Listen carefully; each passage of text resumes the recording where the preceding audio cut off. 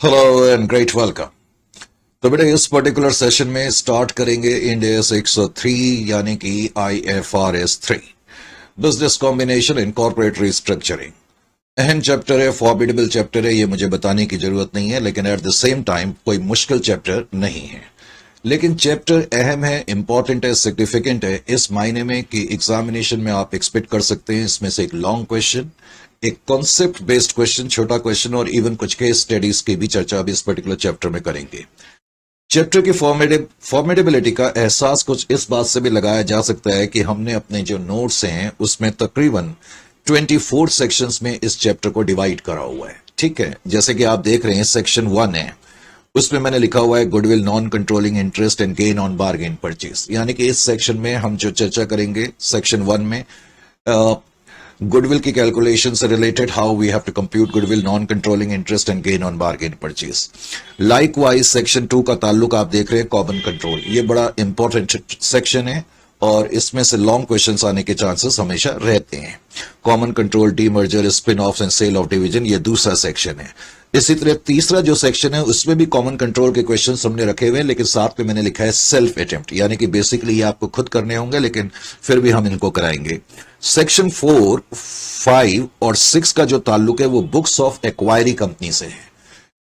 तो books of acquiree company के बारे में एक्चुअली बहुत कम मटेरियल मार्केट में अवेलेबल है, लेकिन हमने उसकी चर्चा भी करी है। तो सेक्शन 4, 5, 6 का ताल्लुक books of acquiree and acquirer दोनों से है, हालांकि हमने इसमें बुक्स ऑफ एक्वायरी की भी भरपूर चर्चा करी है। फिर सेक्शन 7 जो है net payment method of purchase consideration से डील करता है। सेक्शन 8 का ताल्लुक इंटर कंपनी होल्डिंग से है, ये टॉपिक भी कम कवर होता है। फिर रिवर्स एक्विजिशन बहुत इंपॉर्टेंट और अहम टॉपिक है, यानी कि जो पहला टॉपिक है दूसरा टॉपिक है और उसके अलावा कॉमन कंट्रोल का जो टॉपिक है और सेक्शन 9 रिवर्स एक्विजिशन, ये बड़े इंपॉर्टेंट, अहम और सिग्निफिकेंट टॉपिक है। उसके अलावा जो सेक्शन 10 से लेकर के इवन 24 तक, इसमें जितने भी ये टॉपिक्स हैं इनका ताल्लुक actually basically concept based question से। कॉन्सेप्ट बेस्ड क्वेश्चन का मतलब जैसे identifying the acquiring enterprise, determination of acquisition date, इसमें छोटे छोटे क्वेश्चन तुमसे पूछे जा सकते हैं। Business combination achieved in stages, contingent consideration से रिलेटेड, ये इंपॉर्टेंट टॉपिक है, इससे रिलेटेड कॉन्सेप्ट बेस्ड क्वेश्चन पूछा जा सकता है। कंटिजेंट लायबिलिटी से पूछा जा सकता है। उसके अलावा हमने चर्चा करी है प्री एग्जिस्टिंग रिलेशनशिप की, हालांकि मॉड्यूल में तुम्हारे कम दिया हुआ है प्री एग्जिस्टिंग रिलेशनशिप के बारे में। Indemnification assets, possible intangible asset, bargain purchase, determination of business. Determination of business में कुछ केस स्टडीज हमने कवर करी हुई हैं। और उसके अलावा डेफर्ड कंसिडरेशन, डेफर्ड कंसिडरेशन से related deferred consideration, contingent consideration और कंटिजेंट लायबिलिटी, ये जो 3 पार्ट है इनसे कॉन्सेप्ट बेस्ड क्वेश्चन पूछे जाने के पूरे चांसेस हमेशा होते हैं। उसके अलावा फिर आगे है एक्विजिशन रिलेटेड कॉस्ट, उसका क्या ट्रीटमेंट होगा, और फाइनली डिस्क्लोजर। इफेक्टिवली आप कह सकते हैं 23 टॉपिक्स हैं। 24 टॉपिक का ताल्लुक जो है वो बेसिकली डिस्क्लोजर से है। तो स्टार्ट करते हैं पहले बिजनेस कॉम्बिनेशन, और जैसा कि हमारी कोशिश होती है पहले किसी भी चैप्टर की हम कॉन्सेप्चुअलिटी को स्ट्रांग बनाने की कोशिश करते हैं और इसके इनिशियल कॉन्सेप्ट्स को अब हम समझने की कोशिश करेंगे। तो थोड़ा सा आपको मेरे साथ लिखना पड़ेगा, ये मैंने अपने लिए पहले स्पेस थोड़ी क्रिएट कर ली। ठीक है, अब जो है समझने की कोशिश करते हैं business combination and corporate restructuring end S 103 basically क्या है, इसमें हमें क्या करना होगा, और इसके कुछ ऐसे बारीक पॉइंट्स होते हैं। कई बार ऐसा होता है हम पूरा चैप्टर कर लेते हैं, और कई बार मैंने आप लोगों से ये कहा भी है पूरा चैप्टर करने के बाद भी कुछ चीजें ऐसी होती हैं जिसका हमें उस वक्त ख्याल नहीं रहता, और बाद में जब हम प्रैक्टिकल एरिना में, प्रैक्टिकल लाइफ में आते हैं, बड़ी बड़ी कंपनीज में इंटरव्यू वगैरह देने जाते हैं, कुछ ऐसे क्वेश्चंस हमसे पूछ लिए जाते हैं और उस समय हमें लगता है कि ये हमने तब क्यों नहीं पढ़ा था, या अगर पढ़ा था तो हमने उतना ध्यान क्यों नहीं दिया था।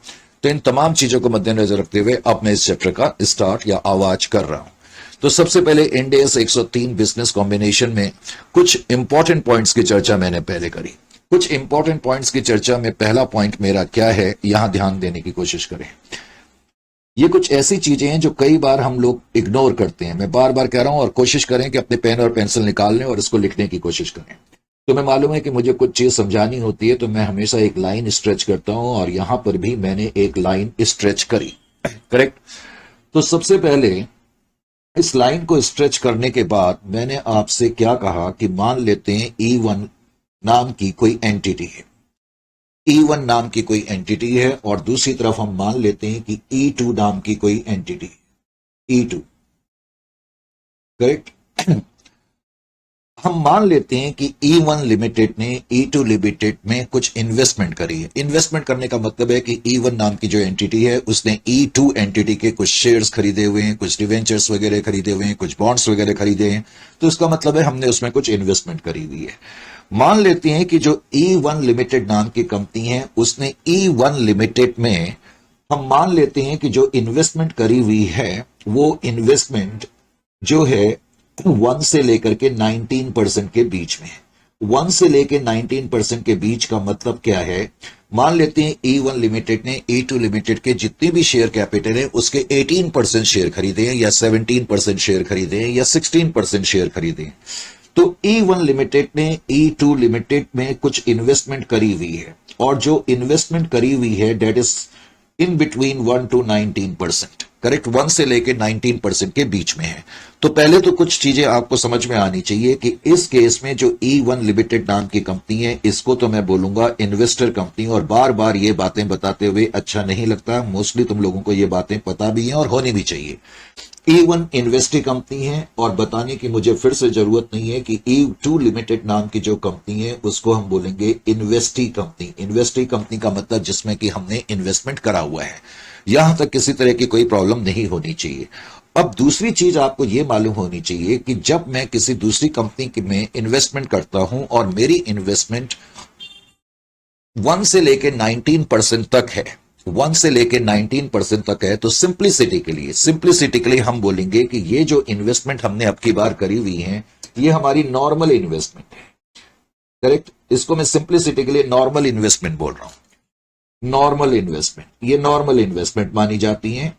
तो कोई कंपनी जब किसी दूसरी कंपनी में इन्वेस्टमेंट करती है और उसके स्टेक्स का जो हिस्सा है वो 1 से 19% के बीच में है, तो ये माना जाता है कि ये नॉर्मल इन्वेस्टमेंट है। These are considered as normal investment. ये बात मैंने क्यों कही? ये बात मैंने इसलिए कही कि मैं तुम्हें बताना यह चाहता हूं कि इन्वेस्टर अब की बार जब अकाउंटिंग करेगा, क्योंकि इन्वेस्टर ने अपनी इन्वेस्ट करा हुआ है E2 लिमिटेड में, तो इन्वेस्टर जो अकाउंटिंग करेगा अपनी इन्वेस्टमेंट की, अकाउंटिंग फॉर इन्वेस्टमेंट जो करी जाएगी, अकाउंटिंग फॉर इन्वेस्टमेंट, ये चीजें तुम्हें, ये बारीक चीजें, तुम इन चीजों को याद रखोगे अगर तुम अभी से ध्यान दोगे। कल जब तुम बड़ी बड़ी कंपनीज में इंटरव्यू वगैरह के लिए देने जाते हो तो इस तरह के कुछ सवालात तुमसे पूछ लिए जाते हैं।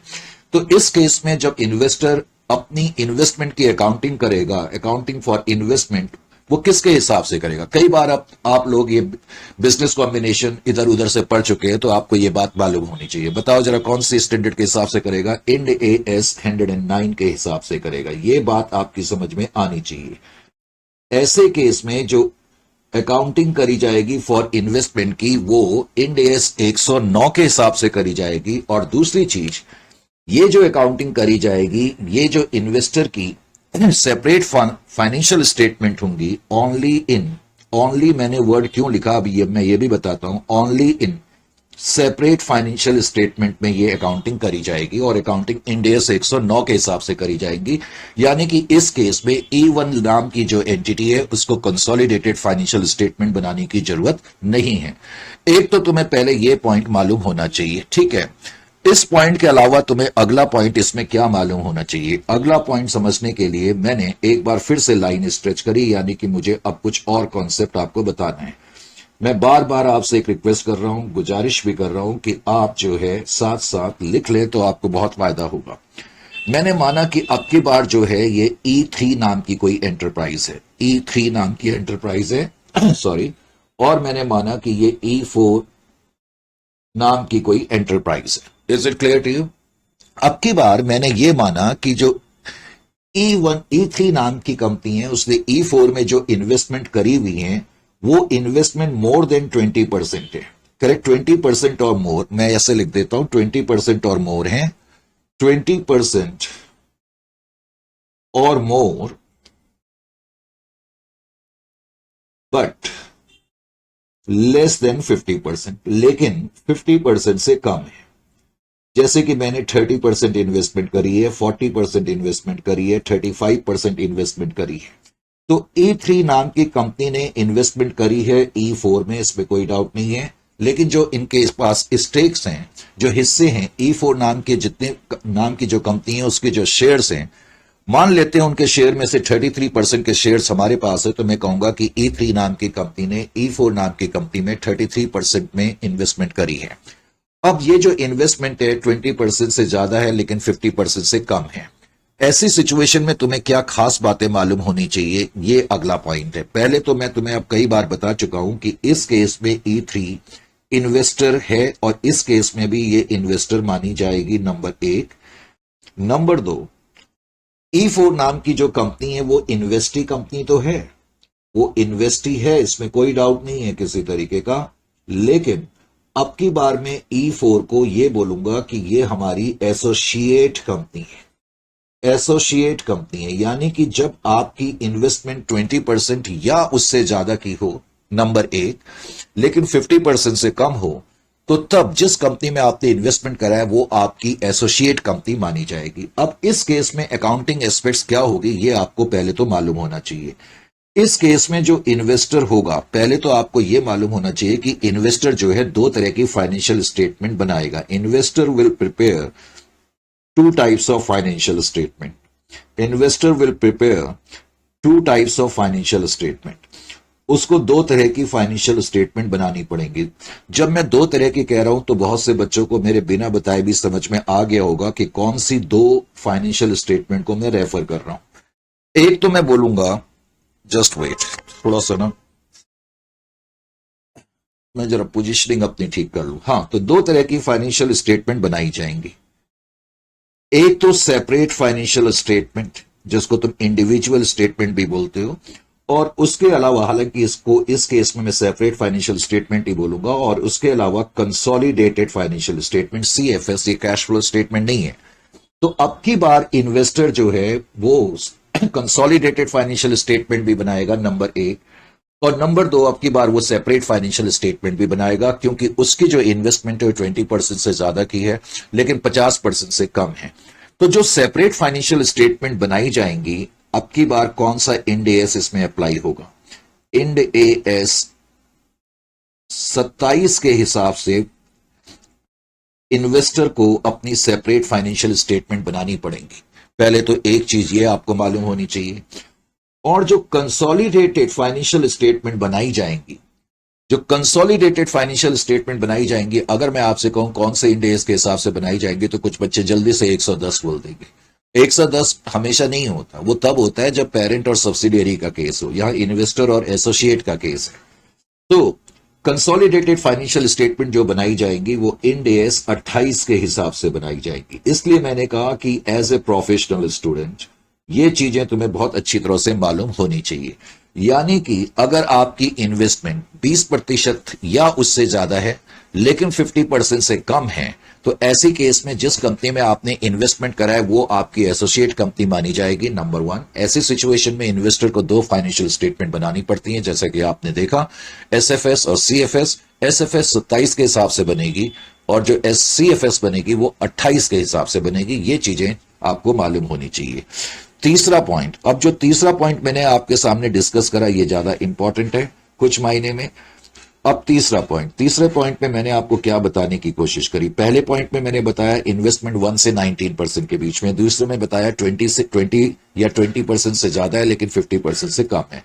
अब तीसरी सिचुएशन में मैंने आपको यह बताने की कोशिश करी, मान लेते हैं कि E5 लिमिटेड नाम की कोई कंपनी है, E5 लिमिटेड नाम की कंपनी है। अब की बार इस कंपनी ने किसी दूसरी कंपनी में इन्वेस्टमेंट करा। मान लेते हैं जिस कंपनी में इन्वेस्टमेंट करा उसका नाम E6 है, और अब की बार हम ये मान लेते हैं कि इनकी जो इन्वेस्टमेंट है E5 ने जो इन्वेस्टमेंट करी हुई है E6 में, E5 ने इन्वेस्टमेंट करी तो है E6 में, लेकिन ये जो इन्वेस्टमेंट्स करी हुई हैं मान लेते हैं कि मोर देन 50% है, मोर देन 50% है। मैंने कोई अपर लिमिट नहीं लिखी, इसका मतलब मोर देन 50% है और मैक्सिमम जो हो सकती है वो 100% तक हो सकती है। तो E6 नाम की जो कंपनी है उसके 50% से ज्यादा के शेयर्स हमारे पास हैं। अब मुझे बताने की जरूरत नहीं है कि इस केस में जो E6 लिमिटेड नाम की कंपनी है, बिकॉज इसने इन्वेस्टमेंट करी है तो ये इन्वेस्टर तो मानी जाएगी, उसमें तो कोई डाउट ही नहीं है। भाई मैं इन्वेस्ट कर रहा हूं तो मैं इन्वेस्टर तो माना ही जाऊंगा ना, इसमें कोई डाउट थोड़ी है किसी तरीके का। तो I am investor without any doubt, मैंने इन्वेस्टमेंट करी हुई है, एक तो मैं इन्वेस्टर हूं, इसमें किसी तरीके का कोई डाउट नहीं है। दूसरी चीज जो तुम्हें समझ में आनी चाहिए वो ये कि अब की बार बिकॉज मेरे पास मोर देन 50% स्टेक्स हैं E6 के, तो हम अकाउंटिंग लैंग्वेज में इसको कहते हैं कि अब की बार E6 नाम की जो कंपनी है उसका कंट्रोल हमारे पास है। क्या है? उसका कंट्रोल हमारे पास आ गया।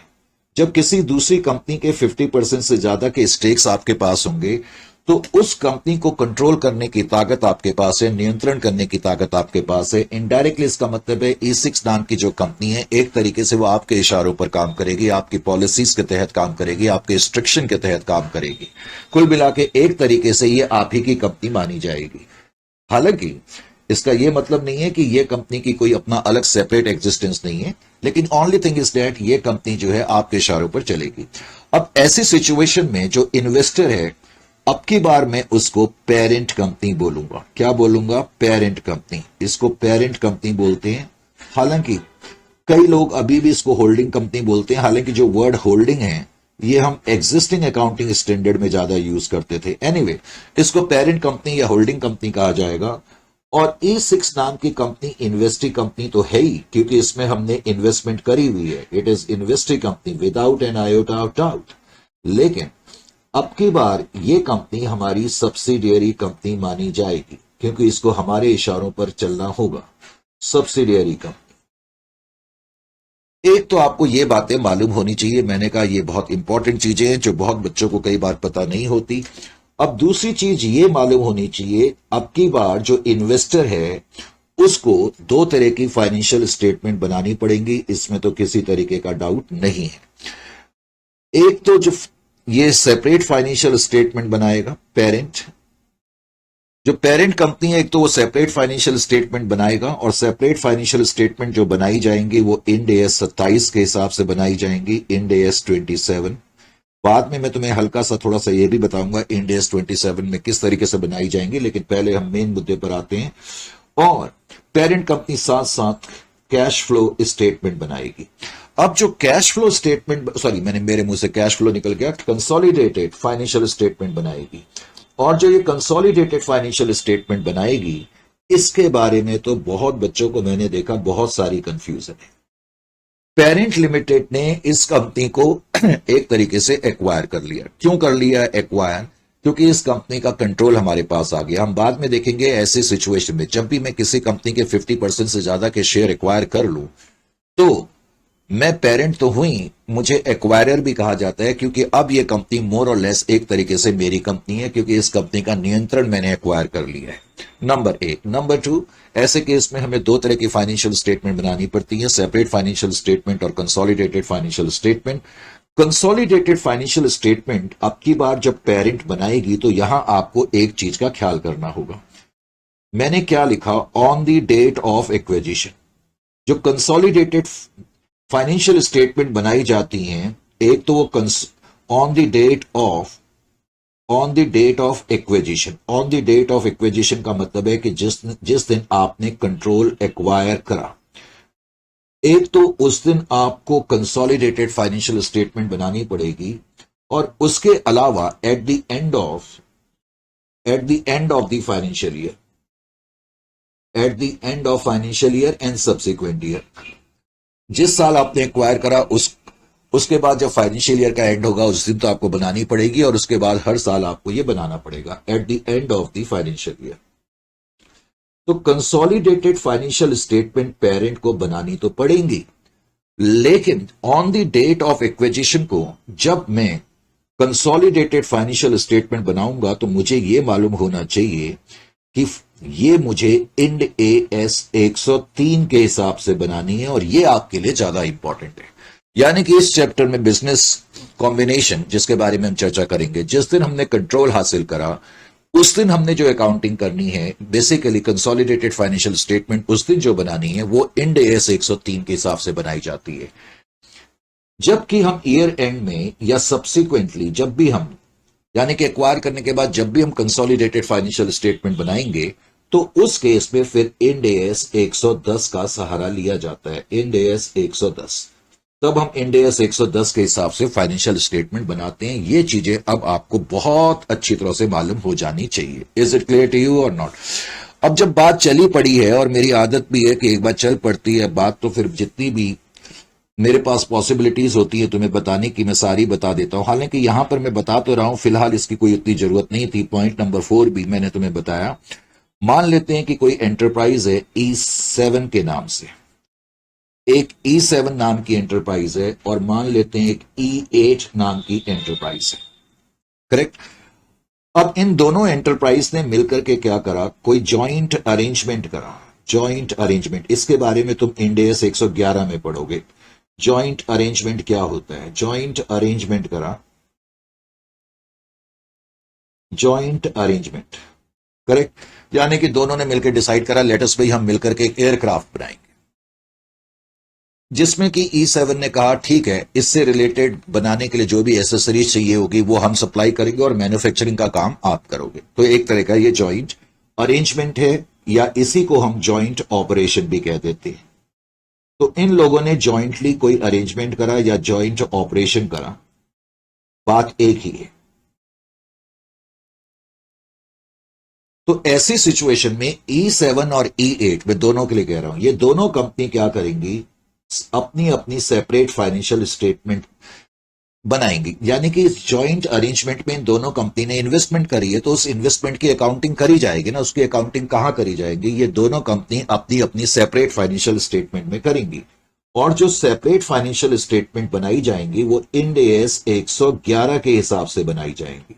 ये पॉइंट्स तुम्हें मालूम होने चाहिए। इंड एएस 111 के हिसाब से बनाई जाएंगी, इसमें कंसोलिडेटेड फाइनेंशियल स्टेटमेंट्स नहीं बनाई जाती हैं।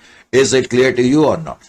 तो ये चीजें तुम्हें मालूम होनी चाहिए, और इस तरह की चीजें तुम्हें अधिकतर इधर उधर से कम मिलेंगी। इसलिए मैं तुम्हें कहता रहता हूं कि हर चीज को बहुत डीपली थोड़ा जाना ही पड़ता है। उसके अलावा अब तुमने मान लो कोर्स क्लियर कर भी लिया, मान लो तुमने कोर्स क्लियर कर भी लिया, करेक्ट? तो ऐसी सिचुएशन में अगर तुम अपने नॉलेज से अपना एक मुकाम हासिल नहीं कर पाए तो फिर वो कोर्स, वो डिग्री हासिल करना बेकार है। करेक्ट? तो एनीवे, तो पॉइंट नंबर 5 की तरफ आते हैं। अब ये पॉइंट भी मैंने तुम्हें बता दिया। इस पॉइंट पे मैंने क्या बताया, मान लेते हैं E9 लिमिटेड नाम की कोई एंटरप्राइज है, E9, और मान लेते हैं E10 नाम की कोई एंटरप्राइज है। अब की बार इन दोनों एंटरप्राइज ने क्या करा, एक न्यू कंपनी बनाई या वेंचर स्टार्ट करा। इसको बोलते हैं जॉइंट वेंचर। जॉइंट वेंचर, वैसे जॉइंट वेंचर के बारे में इससे पहले के लेवल पे भी आपने पढ़ा हुआ है, मुझे याद नहीं, शायद फर्स्ट ईयर में होता था या फाउंडेशन लेवल पे होता था। जब भी होता था आपने कुछ इस तरह की चीज पढ़ी हुई। इन लोगों ने मिलकर के कोई जॉइंट वेंचर स्टार्ट करा। करेक्ट? अब ये जो जॉइंट वेंचर स्टार्ट करा, मान लेते हैं कि जॉइंट वेंचर जो है कोई कंपनी है, इन्होंने, इन दोनों ने मिलकर के एक कंपनी खोल दी। ये कंपनी है, जाहिर है कि दोनों इसमें पैसा लगाएंगे।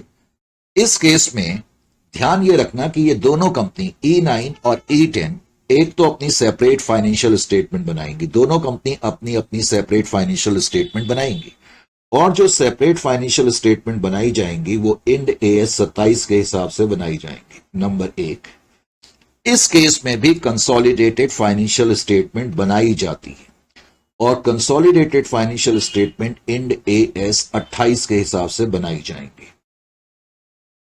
Is it clear to you? इन दोनों पार्टीज को हम वेंचरर बोलेंगे, venturer. Is it clear to you और नॉट?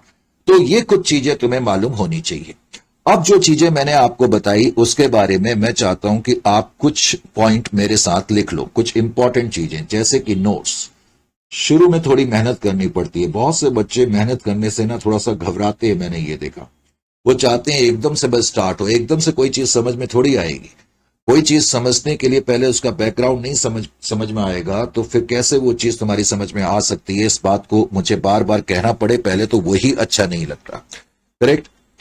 जो बातें मैंने लिखाई और बताई, थोड़ा सा उसके बारे में आप लिख लें। पहले तो मैंने कुछ नोट्स लिखे, इन नोट्स में लिखें इफ इन्वेस्टमेंट्स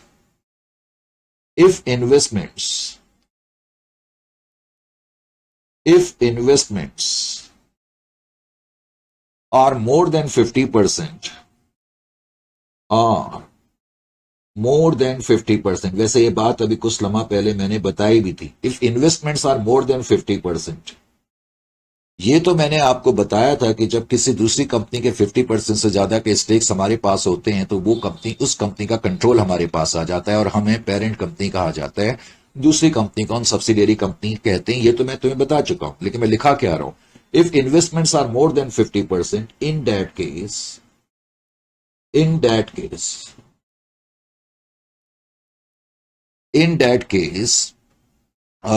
जो मैं लिखाना चाह रहा था, investor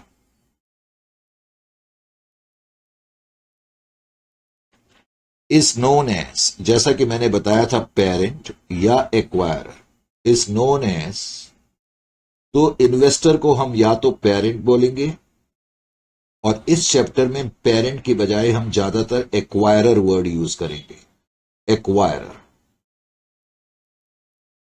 acquirer company. Is it clear to you और नॉट? दूसरा पॉइंट मैंने यह भी बताया था कि investor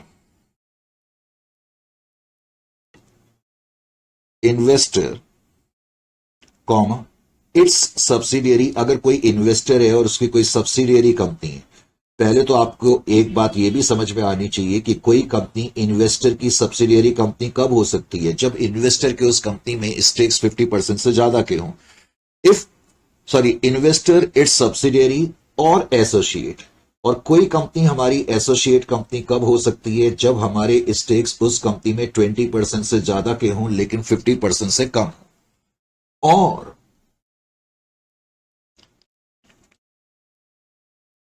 associates, investor, its subsidiary or joint associates or joint venturers are combinedly known as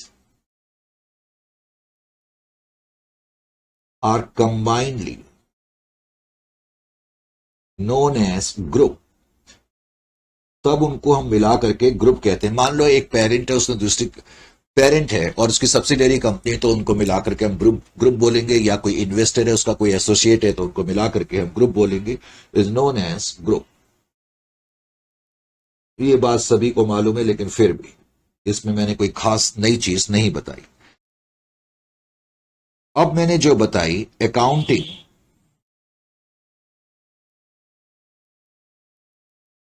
accounting for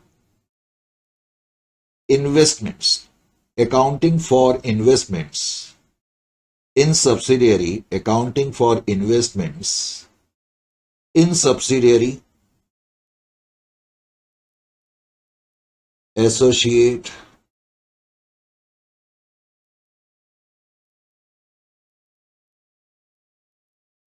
subsidiary, associate or joint venture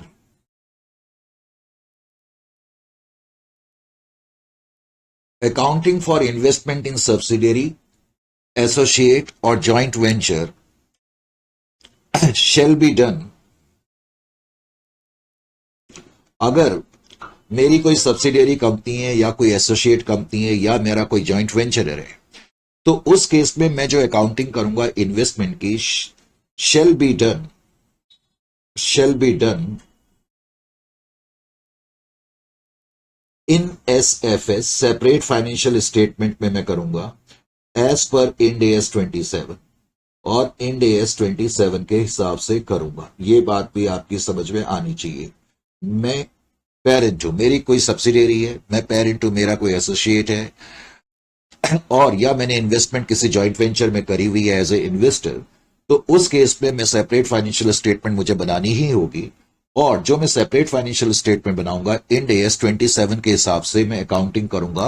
accounting किस चीज की? जो मैंने इन्वेस्टमेंट करी हुई है। अब आपको एक बात छोटी सी यहां समझ में आनी चाहिए कि जो इंड एस 27 है, हालांकि ये चीज तो जब हम इंड एस 27 करेंगे तब ज्यादा डिटेल में पढ़ेंगे, लेकिन वैसे मैं बता दूं, जब मैं इंड एस 27 की बात कर रहा हूं तो और बार बार ये कह रहा हूं कि हम अकाउंटिंग करेंगे इन्वेस्टमेंट की, तो इसका क्या मतलब है? इसका मतलब है कि जो मैं अकाउंटिंग करूंगा और अकाउंटिंग जो मैंने इन्वेस्टमेंट करी हुई है सब्सिडियरी में या एसोसिएट में, उसकी करूंगा। तो इंड एस 27 क्या कहता है कि आपने जो इन्वेस्टमेंट्स करी हुई हैं, चाहे सब्सिडियरी में, चाहे एसोसिएट में, चाहे जॉइंट वेंचर में, तो उसको आप रिकॉर्ड करेंगे या तो एट कॉस्ट पर, या फिर और as per Ind AS, as per Ind AS 109 के हिसाब से करेंगे। एज पर इंड एस 109 का क्या मतलब है? इंड एस 109 वैसे फाइनेंशियल इंस्ट्रूमेंट से डील करता है, जो कि तुम बाद में पढ़ोगे, लेकिन फॉर द टाइम बिंग तुम्हें इतना मालूम होना चाहिए कि इंड एस, वैसे ये इंड एस है तो बात ये फेयर वैल्यू की करेगा, तो इंड एस 109 ये कहता है कि तुम फेयर वैल्यू के हिसाब से करोगे। सिंपल वर्ड्स में इन्वेस्टमेंट को कॉस्ट या फेयर वैल्यू किसी एक पर रिकॉर्ड करोगे। और एक और पॉइंट इंड एस, और एक और पॉइंट यहां इंपॉर्टेंट है, जब मैं एस 27 में अकाउंटिंग कर रहा हूं अपनी इन्वेस्टमेंट की, मैंने किसी दूसरी कंपनी में, चाहे वो सब्सिडियरी है, चाहे एसोसिएट है, चाहे वो जॉइंट वेंचर है, उसमें इन्वेस्टमेंट करी है, तो एक तो जो मैंने इन्वेस्टमेंट करी है उसको मैं कॉस्ट पर या इंड एस 109 के हिसाब से रिकॉर्ड कर सकता हूं। और दूसरा, जब मैंने इन्वेस्टमेंट करी है तो उससे मेरे को कुछ डिविडेंड मिल सकता है, इंटरेस्ट मिलेगा, तो उसका क्या करूंगा? तो ए एस 27, इंड एस 27 ये कहता है, बल्कि इंड एस 109 ये कहता है कि जो भी डिविडेंड वगैरह हमें मिलेगा, एनी डिविडेंड, कोई भी डिविडेंड मिलेगा, तो उसको हम अपने प्रॉफिट एंड लॉस अकाउंट में क्रेडिट करेंगे। Any dividend, any dividend, any dividend और इंटरेस्ट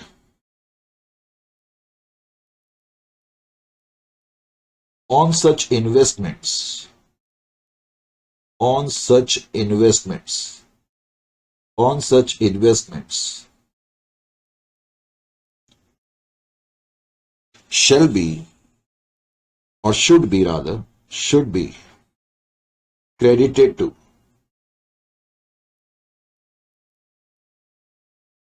स्टेटमेंट ऑफ P&L। तो आप उसको अपने प्रॉफिट और लॉस अकाउंट में ले जाएंगे। ये बातें मैंने क्यों बताई? इसके बताने के पीछे रीजन ये है कि बहुत से बच्चों को तो यही नहीं पता रखता, वो आए दिन पूछते रहते हैं सर कब कंसोलिडेटेड फाइनेंशियल स्टेटमेंट वगैरह बनती है, तो अब ये तुम्हें समझ में आ जाना चाहिए। नंबर एक। नंबर दो, अब हम बिजनेस कॉम्बिनेशन, तो बिकॉज बिजनेस कॉम्बिनेशन का चैप्टर कर रहे हैं तो अब बिजनेस कॉम्बिनेशन पे भी हमें आना होगा और इसका मीनिंग हमें समझना होगा। तो मीनिंग ऑफ बिजनेस कॉम्बिनेशन, अब जरा इस पे, इसकी भी चर्चा थोड़ी कर ली जाए। मीनिंग, बिजनेस कॉम्बिनेशन का मतलब क्या है? मीनिंग ऑफ बिजनेस कॉम्बिनेशन, साथ साथ जरूर लिख लें। Meaning of business combination, meaning of business combination क्या है ये समझना भी अब जरूरी है जब ये चैप्टर हम कर ही रहे हैं। तो मीनिंग ऑफ बिजनेस कॉम्बिनेशन का वैसे तो सिंपल वर्ड्स में मतलब यह है कि बिजनेस कॉम्बिनेशन तब अकर करता है जब एक कंपनी एक्वायर करती है कंट्रोल किसी दूसरी कंपनी का, तो इसका मतलब यह बिजनेस कॉम्बिनेशन है। तो इसमें आप लिखें business combination occurs when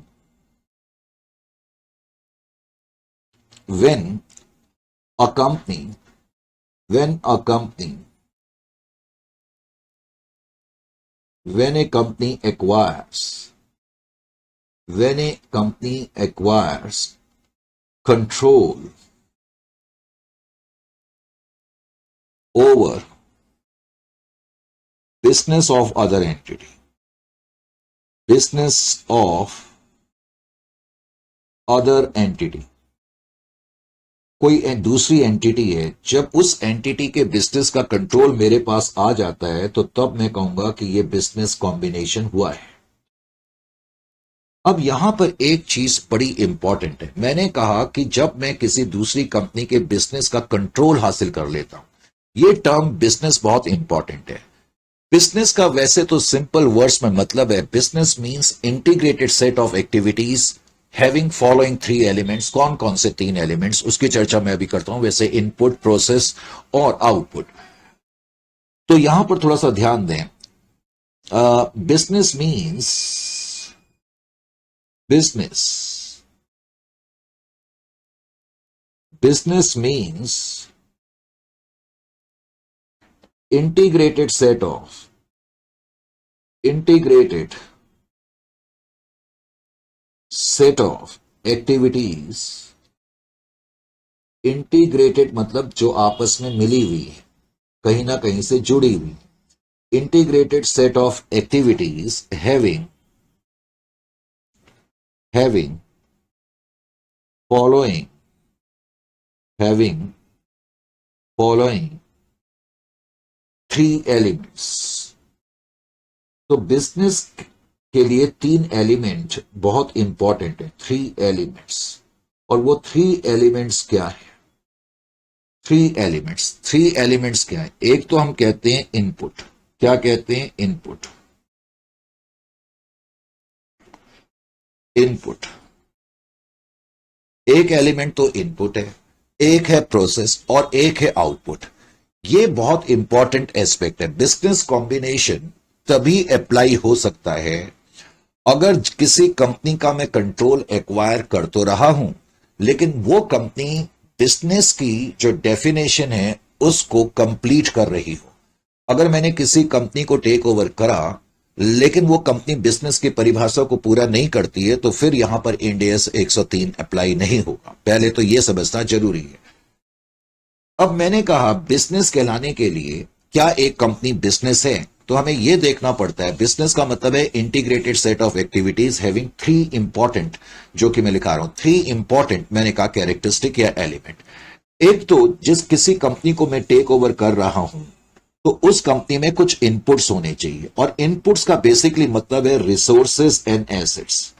resources resources या एसेट्स, यानी कि उस कंपनी के मैं बिजनेस को ले रहा हूं तो इसका मतलब है मैं उस कंपनी के रिसोर्सेस और एसेट्स को ले रहा हूं। तो इनपुट का मतलब है resources and assets required to generate assets required to generate required to generate obviously output।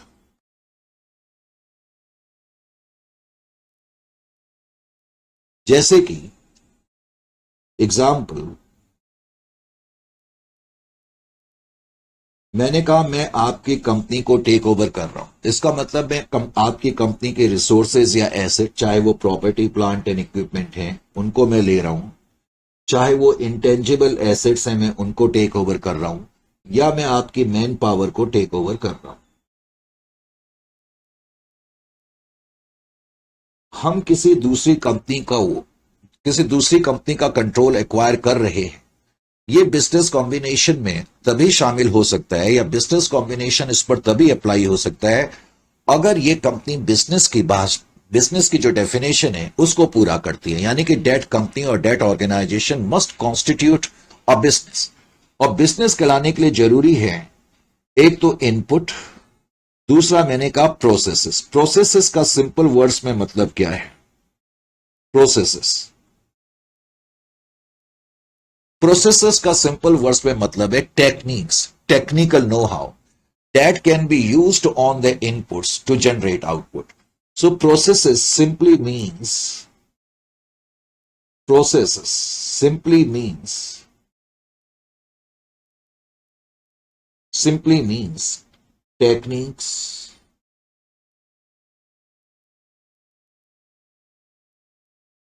or know-how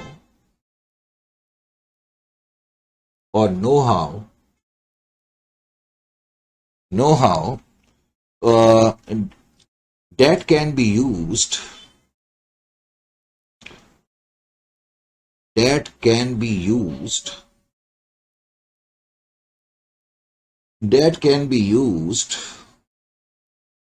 on assets to generate output। to generate output.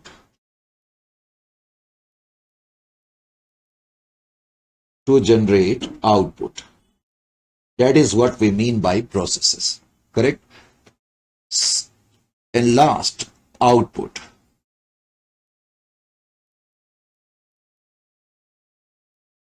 Output. It means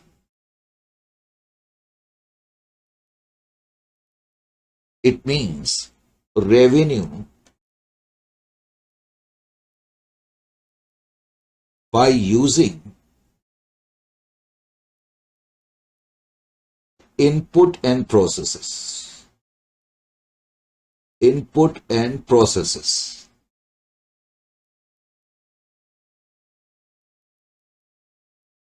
simple words में end S 103 ये कहता है कि आप किसी company को take over कर रहे हैं, उसका कंट्रोल हासिल कर रहे हैं, तो आप एक्वायरर और वो एक्वायरी कंपनी है। लेकिन इंड एस 103 तभी प्ले में आएगा अगर वो कंपनी बिजनेस कॉन्स्टिट्यूट करती है। बिजनेस कॉन्स्टिट्यूट करने का मतलब है कि आप उस कंपनी के एसेट्स को टेक ओवर कर रहे हैं, उनकी तकनीक को टेक ओवर कर रहे हैं। एसेट्स और तकनीक को कंबाइन करके, इंटीग्रेट करके हम इस पोजीशन में होंगे कि हम कुछ रेवेन्यू जनरेट कर सकें, तब वो बिजनेस माना जाता है। Is it clear to you और नॉट? उसके अलावा फिर थोड़ा सा मैंने तुम्हें बात बतानी थी कंट्रोल के बारे में। कंट्रोल के बारे में वैसे तो मैं कई बार बात बता चुका हूं, लेकिन फिर भी मैं कोई रिस्क लेना नहीं चाहता। कंट्रोल, अभी थोड़ी देर पहले मैंने कहा कि जब आप किसी कंपनी के बिजनेस का कंट्रोल हासिल करते हैं, जब आप किसी कंपनी के बिजनेस का कंट्रोल हासिल करते हैं, तो ये बिजनेस कॉम्बिनेशन है और आपको पेरेंट या एक्वायरर कंपनी कहा जाता है। कंट्रोल कब कब आ सकता है, ये बातें भी आपको मालूम होनी चाहिए। एक तो कंट्रोल जो आप हासिल कर सकते हैं मेजॉरिटी स्टेक से कर सकते हैं। Can be acquired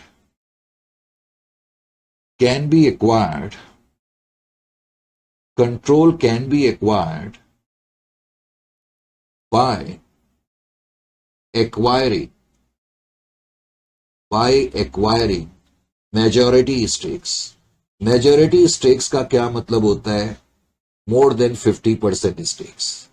majority stakes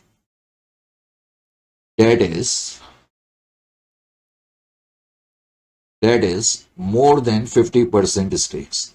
कोई दूसरी कंपनी है, अगर उस कंपनी के जितने भी शेयर्स हैं मैं 50% से ज्यादा शेयर टेक ओवर कर लूं, तो क्वाइट ऑब्वियसली उस कंपनी का कंट्रोल मेरे पास आ जाएगा और ये कहा जाएगा कि मेरे पास मेजॉरिटी स्टेक्स हैं। एक तो कंट्रोल आप ऐसे हासिल कर सकते हैं, पर कई बार बहुत से लोग ये सोचते हैं कि कंट्रोल सिर्फ ऐसे ही हासिल हो सकता है। ऐसा नहीं है।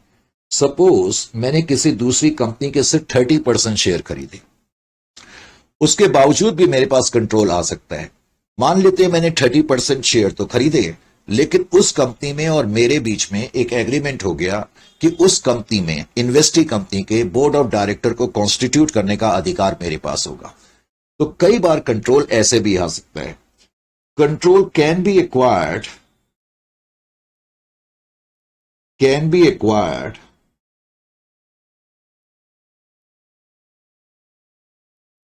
Bye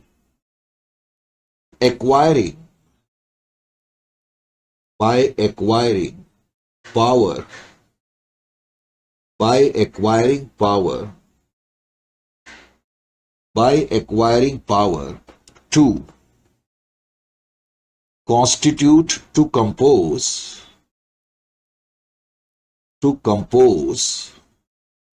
or constitute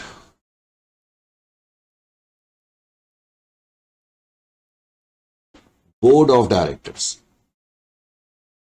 director of other entity, यानी कि दूसरी कंपनी में जिसमें कि आपने इन्वेस्टमेंट करा है, उस कंपनी के बोर्ड ऑफ डायरेक्टर को कंपोज करने का, कॉन्स्टिट्यूट करने का अधिकार आपके पास है। और यह अधिकार आपके पास म्यूचुअल कॉन्सेंसस से आ सकता है, म्यूचुअल एग्रीमेंट से आ सकता है। तो ऐसे सिचुएशन में इवन अगर आपके पास 50% से कम शेयर है, तब भी यह माना जाएगा कि आप जो है पेरेंट कंपनी है और कंट्रोल आपके पास है, आप ही को एक्वायरर माना जाएगा। बी, और कभी कभी ऐसे भी हमारे पास कंट्रोल आ सकता है, इससे मेरा मतलब क्या है? मान लेते हैं किसी दूसरी कंपनी के मेरे पास सिर्फ 5% शेयर्स हैं, तो मेरे पास मेजॉरिटी स्टेक्स तो नहीं है, लेकिन एक एग्रीमेंट हो गया दूसरी एंटिटी में और हमारे बीच में। एग्रीमेंट क्या होगा कि आपकी जितनी भी रेलिवेंट एक्टिविटीज होंगी उनको हम डायरेक्ट करेंगे। तो अगर किसी दूसरी कंपनी की रेलिवेंट एक्टिविटी का मतलब ऐसी एक्टिविटी जिसपे कि रेवेन्यू जनरेशन निर्भर करता है दूसरी एंटिटी का, तो दूसरी एंटिटी की रेलिवेंट एक्टिविटीज को डायरेक्ट करने का अधिकार अगर हमारे पास है तो तब भी यह माना जाएगा कंट्रोल हमारे पास है। By acquiring power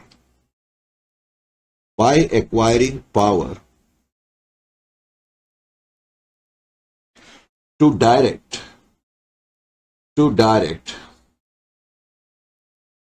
all relevant activities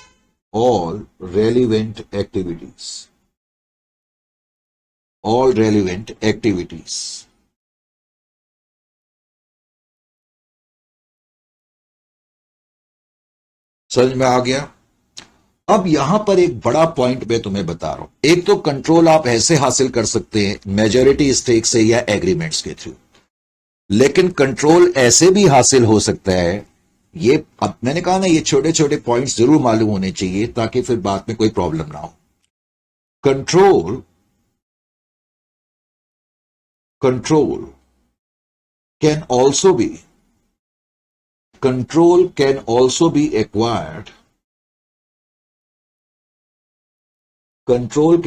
B acquired by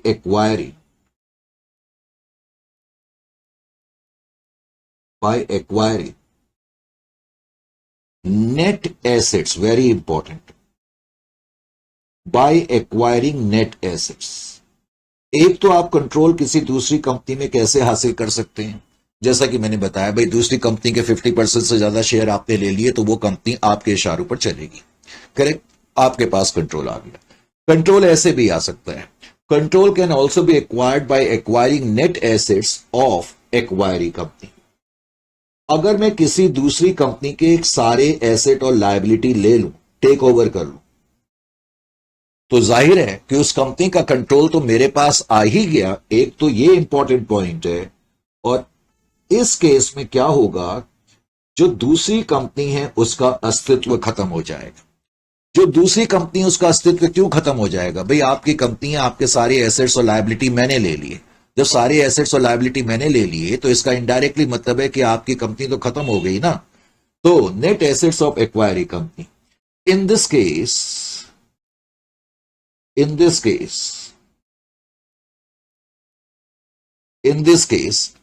entity shall stop operating। जाहिर है कि अब दूसरी कंपनी ऑपरेट नहीं कर सकती जब आपने उसके सारे एसेट्स और लायबिलिटी ले लिए, यानी कि दूसरी कंपनी, इसको अकाउंटिंग लैंग्वेज में कहते हैं, मैंने सिंपल भाषा में लिखा है, अकाउंटिंग लैंग्वेज में कहते हैं विल सीज टू ऑपरेट, यानी कि अब उसने अपने ऑपरेशंस बंद कर दिए, ये माना जाएगा। जाहिर है कि ऐसी सिचुएशन में जो एक्वायरर कंपनी है वो बिजनेस कॉम्बिनेशन जो है, क्योंकि मैंने बताया वैसे तो एक्वायरर कंपनी जो होती है, क्योंकि कंट्रोल आपके पास है तो आप ना सिर्फ एक्वायरर हैं बल्कि पेरेंट भी हैं, तो आपको एक स्टेटमेंट ऑफ, आपको एक एसएफएस भी बनानी पड़ती है और सीएफएस भी बनानी पड़ती है। लेकिन इस केस में आपको सिर्फ एसएफएस बनानी होगी, सीएफएस की जरूरत नहीं पड़ेगी क्योंकि दूसरी कंपनी तो खत्म हो चुकी है। तो also in this case acquirer company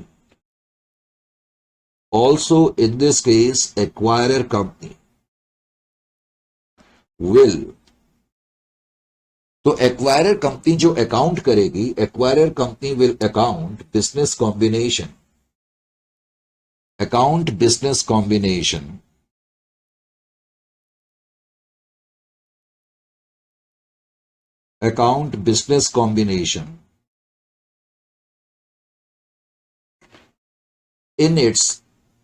in its separate financial statement only।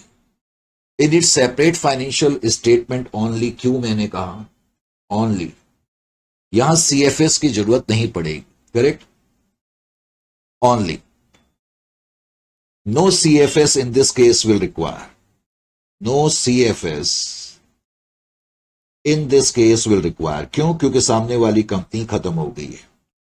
No CFS in this case shall be required. तो यहां हमें किसी CFS की जरूरत नहीं पड़ेगी. ये पॉइंट आपको मालूम होने चाहिए. Is it clear to you? समझ में आ गया? अब जाहिर है कि जो अगला पार्ट है उसका जो ताल्लुक है अकाउंटिंग फॉर बिजनेस कॉम्बिनेशन से. अब हम लम्हा ब लम्हा थोड़ा थोड़ा आगे बढ़ गए. Accounting for business combination. Accounting for business combination. Accounting for business combination.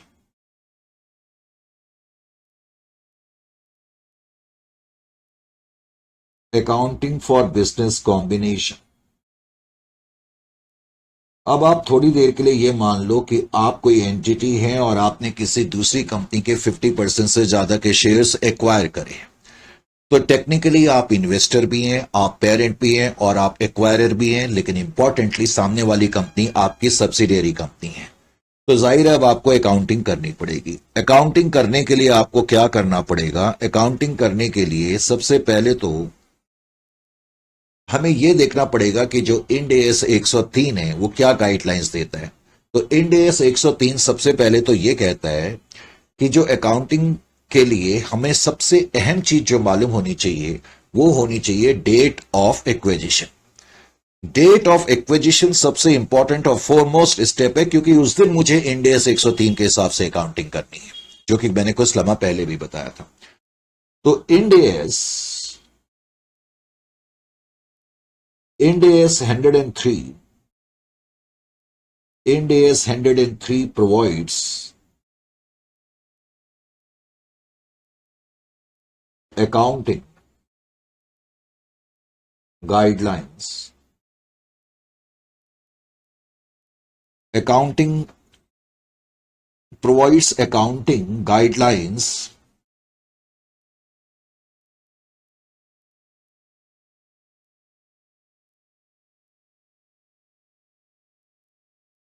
for business combination. For business combination. अब ये बार बार वर्ड बिजनेस कॉम्बिनेशन आएगा तो मैं आगे से बीसी लिख दूंगा. Business combination on the date of acquisition, जिसको कि on the date of control भी कहते हैं. On the date of acquisition यानी कि जिस दिन आपने कंट्रोल हासिल करा उसको हम डेट ऑफ एक्विजिशन बोलेंगे. तो उस दिन अकाउंटिंग करी जाती है इंड एस 103 के हिसाब से. Date of acquisition DOA. एक तो ये मालूम होनी चाहिए. अब इसमें क्या स्टेप्स की जरूरत पड़ती है फिर हमें यह मालूम होना चाहिए. अब जो इंड एस 103 है उसके मुताबिक कुछ इंपॉर्टेंट स्टेप्स होते हैं. उन स्टेप्स के मुताबिक हमें अकाउंटिंग करनी पड़ती है. जो सबसे पहला स्टेप है वो है आइडेंटिफाइंग द एक्वायरर. अब मुझे यह तो मालूम चल गया कि मैंने इस तारीख को आप में कंट्रोल हासिल करा. अब मैंने आप में कंट्रोल हासिल करा तो लॉजिकली एक्वायरर कौन है? मैं ही हूं. और फिर भी मैंने कहा पहला स्टेप यह कहता है ए या step number 1 identifying the acquirer.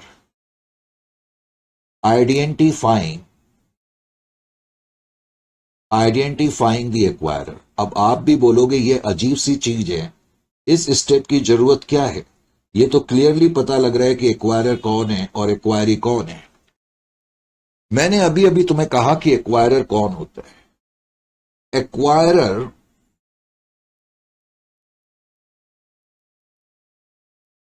Acquirer is the company जिसके पास कंट्रोल आता है. Acquirer is the company that obtains control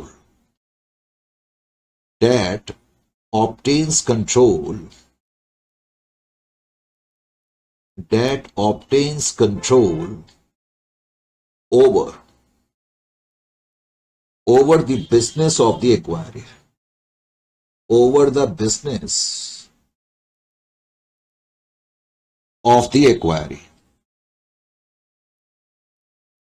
of the acquiree.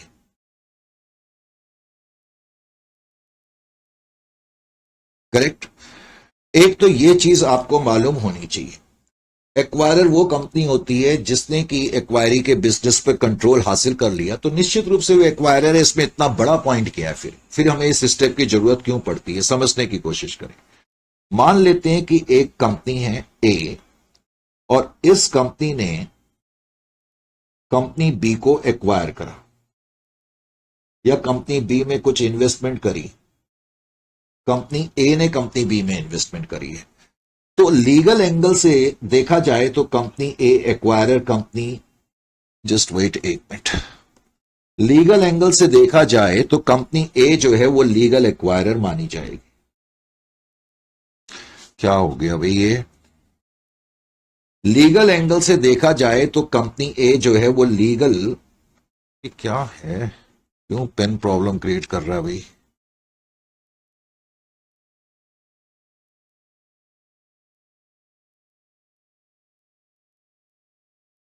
चलो, लीगल एक्वायरर, कंपनी ए जो है वो लीगल एक्वायरर है क्योंकि कंपनी ए ने इन्वेस्टमेंट करी है। जैसा कि मैंने कहा, मान के चल रहे हैं कि ए ने बी लिमिटेड में इन्वेस्टमेंट करी है और मान लेते हैं कि 70% इन्वेस्टमेंट करी है, तो मेजॉरिटी स्टेक्स हमारे पास हैं, इसमें किसी तरह का डाउट नहीं है। लीगल एक्वायरर,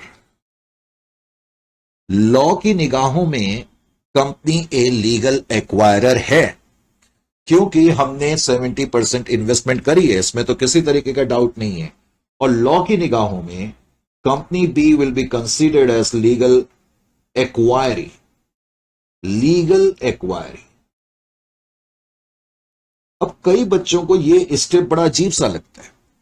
ये तो क्लियरली पता लग रहा है कि एक्वायरर कंपनी ए है और फिर कंपनी बी जो है वो एक्वायरी कंपनी है, फिर भी इस स्टेप की जरूरत क्यों है? पॉइंट तो यहां पर ये समझ में नहीं आता है बच्चों के और कई लोगों की। उसका कारण क्या है? आइडेंटिफाइंग द एक्वायरर का मतलब होता है we have to identify the acquirer for the purpose of accounting. पहले तो ये चीज आपको समझ में आनी चाहिए, identifying the acquirer, identifying the acquirer, identifying the acquirer basically means, इसका बेसिकली मतलब क्या है? बेसिकली मीन्स आइडेंटिफाइंग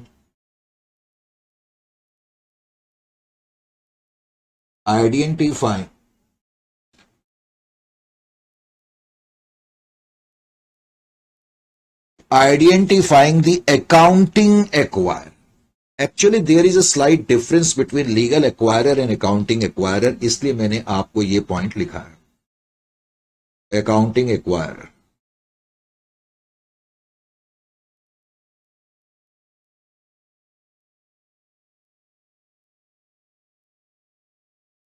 तो आइडेंटिफाइंग द एक्वायरर, देखो जब मैं किसी में इन्वेस्टमेंट करूंगा तो लीगल तरीके से तो मैं ही एक्वायरर, इसमें कोई डाउट नहीं है, लेकिन जरूरी नहीं है कि अकाउंटिंग पर्पस के लिए भी मैं एक्वायरर माना जाऊंगा। पहले तो नंबर एक, अकाउंटिंग एक्वायरर लीगल एक्वायरर से अलग हो सकता है।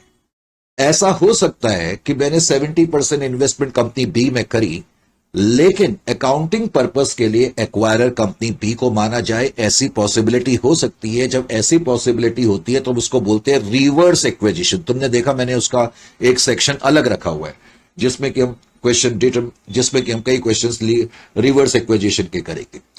तो identifying the acquirer basically means identifying the accounting acquirer, क्योंकि ऐसा हो सकता है कि लीगल एक्वायरर अकाउंटिंग पर्पस के लिए एक्वायरर ना हो। हालांकि मैं तुम्हें क्लियर कर दूं, 99.99% लीगल एक्वायरर ही अकाउंटिंग एक्वायरर होगा, 99.99%।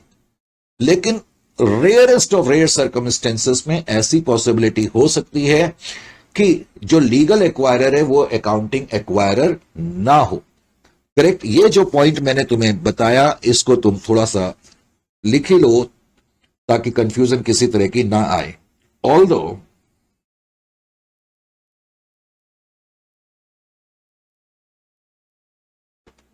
most of the time,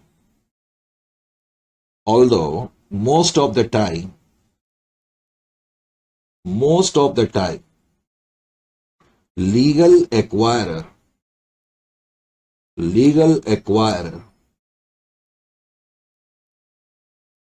shall also be the accounting acquirer, accounting acquirer,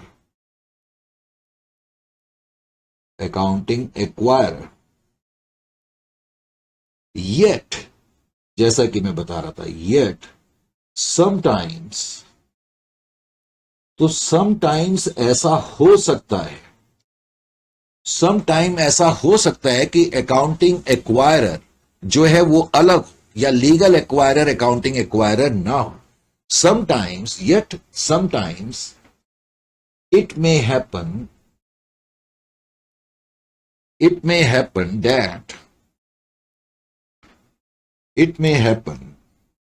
that legal acquirer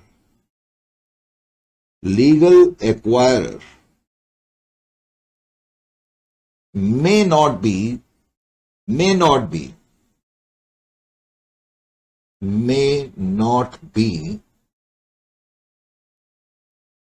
the accounting acquirer. तो ऐसा हो सकता है. ऐसा कब हो सकता है, कैसे हो सकता है, ये मैं तुम्हें बाद में बताऊंगा. अभी मान लो इसी क्वेश्चन में ए ने 70% इन्वेस्टमेंट करी कंपनी बी में, लेकिन दोनों में एक एग्रीमेंट हो गया कि सारी रेलिवेंट एक्टिविटीज का जो कंट्रोल होगा वो बी के पास ही होगा. तो B will be considered as accounting acquirer. So such a scenario is known as such a situation, यानी कि जब लीगल एक्वायरर अकाउंटिंग एक्वायरर नहीं होता तो such a situation is known as reverse acquisition. तो इसको हम रिवर्स एक्विजिशन कहते हैं. Reverse acquisition. इसलिए इंडेस 103 ने यह कहा है कि आपको यह पहचान करनी होगी कि अकाउंटिंग एक्वायरर कौन है. आइडेंटिफाइंग द एक्वायरर का बेसिकली मतलब है कि अकाउंटिंग पर्पस के लिए किसको एक्वायरर माना जाए. हालांकि मैंने कहा ये सिर्फ और सिर्फ इसका यूज कॉन्सेप्ट बेस्ड क्वेश्चन में होगा. लॉन्ग क्वेश्चंस में तुम्हें लीगल एक्वायरर ही अकाउंटिंग एक्वायरर नजर आएगा, इसलिए तुम्हें वहां कोई प्रॉब्लम नहीं आएगी. अगला स्टेप है डिटरमाइनिंग द डेट ऑफ. ये स्टेप नंबर कौन सा था, मैं ही भूल गया. चलो जो भी स्टेप था, C, determining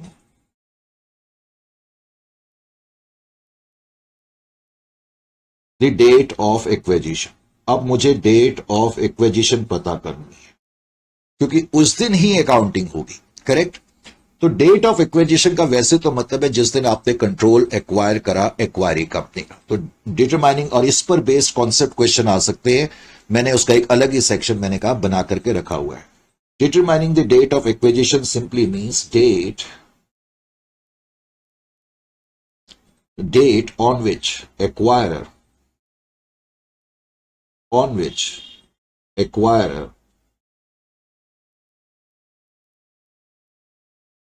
acquires control over acquiry company, over business of acquiry company, business of acquiry company.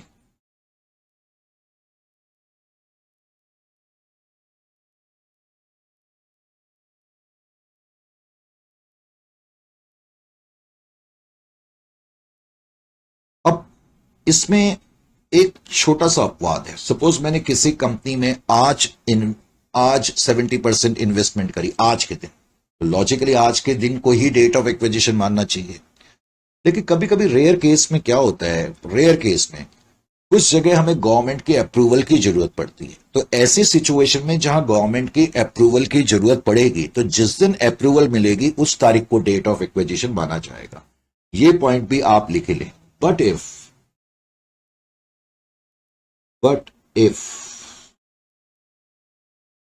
Date of approval, but if approval is required, government approval, if any approval is required, but if any approval is required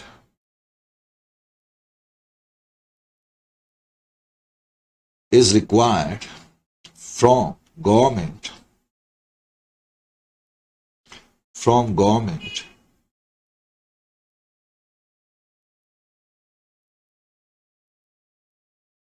then date of approval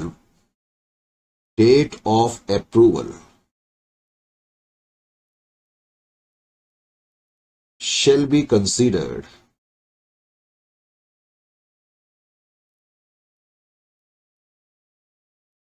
date of acquisition, shall be considered date of acquisition। तो फिर मैं इसको date of acquisition मानूंगा। Is it clear to you or not? Next step, अब एक बार मुझे पता लग गया कि भाई मैंने इस तारीख पे कंट्रोल एक्वायर करा, मैं आपके 70% शेयर खरीदने जा रहा हूं या आपके 70% शेयर खरीदूंगा या खरीद रहा हूं, तो मैं आज फ्री में तो शेयर खरीदूंगा नहीं, मुझे आपकी कंपनी को कुछ पैसा देना पड़ेगा। 99% जो पैसा दिया जाता है वो कैश में दिया जाता है या फिर हम अपनी कंपनी के शेयर्स भी आपको दे सकते हैं। तो नेक्स्ट स्टेप वैसे ही इसकी जरूरत पड़ती नहीं है, लेकिन कुछ कॉन्सेप्ट बेस्ड क्वेश्चन कैलकुलेशन और परचेज कंसिडरेशन पे आ सकते हैं, क्योंकि जो लॉन्ग क्वेश्चंस होते हैं उसमें मोस्टली आपको परचेज कंसिडरेशन दिया जाएगा। नेक्स्ट स्टेप है determination of purchase consideration. Determination of purchase consideration, determination of purchase consideration, determination of purchase consideration, ये आपका अगला स्टेप है। Determination of purchase consideration, PC. मैंने कहा लॉन्ग क्वेश्चंस में मोस्टली हमें ये दिया रहेगा, करेक्ट, लेकिन फिर भी हमें फाइंड आउट करना आना चाहिए, क्योंकि कॉन्सेप्ट बेस्ड क्वेश्चन इससे रिलेटेड पूछे जा सकते हैं। इसका एक कॉन्सेप्ट बेस्ड क्वेश्चन के लिए भी मैंने अलग सेक्शन रखा हुआ है। Generally amount of purchase consideration, generally amount of purchase consideration shall be available। तो ये मोस्टली अवेलेबल होता है, मुझे कुछ करना नहीं पड़ता है। shall be available, correct। however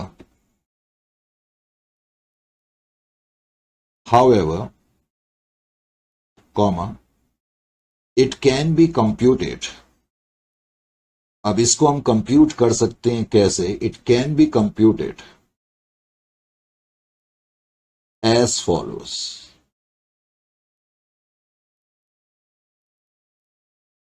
तो परचेज कंसिडरेशन कंप्यूट करने के लिए मैं ये देखूंगा मैंने सामने वाली कंपनी को कितना कैश दिया है, या मैंने जो एसेट्स दिए हैं उनकी फेयर वैल्यू कितनी है। FV, fair value of asset, of any asset given. अगर मैंने कुछ एसेट दिया है तो उसकी फेयर वैल्यू कितनी है, या फिर फेयर वैल्यू मैंने कोई इक्विटी, शेयर कैपिटल या डिवेंचर्स दिए हैं तो उनकी फेयर वैल्यू देखी जाएगी। फेयर वैल्यू ऑफ इक्विटी या डिवेंचर्स।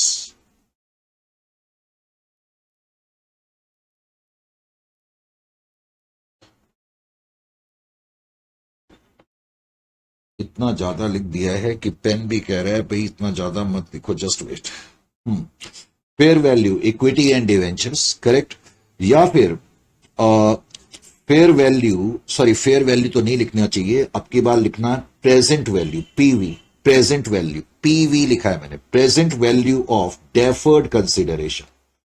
अब ये डेफर्ड कंसिडरेशन क्या होता है, इस पर बेस्ड मैंने कहा मैंने एक अलग सेक्शन बनाया हुआ है। तो concept based question deferred consideration से रिलेटेड आ सकते हैं। जैसे मैंने किसी कंपनी को टेक ओवर करा और मैंने कहा आज के दिन तो मैं आपको इतना पैसा दे रहा हूं, लेकिन कभी कभी मैं ये भी कह सकता हूं कि मैं आपको 20 लाख रुपए और दूंगा अगर आने वाले 2 सालों में आपकी कंपनी मुझे इतना प्रॉफिट और कमा के देगी। यानी कि डेफर्ड कंसिडरेशन जो मैंने आपको बाद में देना है, करेक्ट। और fair value of contingent consideration, contingent liability लिख लो।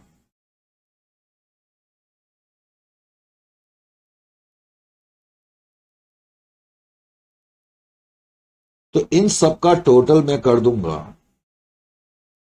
तो इस तरीके से हम कंसिडरेशन फाइंड आउट कर सकते हैं। लेकिन मैंने कहा लॉन्ग क्वेश्चंस में आपको दिया होगा, लेकिन कुछ कॉन्सेप्ट बेस्ड क्वेश्चन आ सकते हैं कैलकुलेशन ऑफ परचेज कंसिडरेशन से related.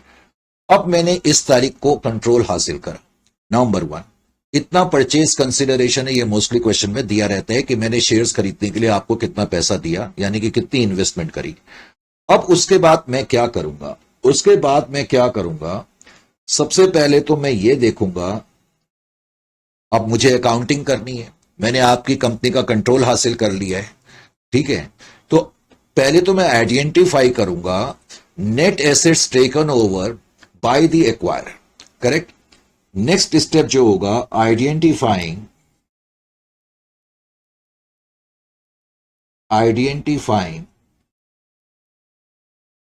The net assets.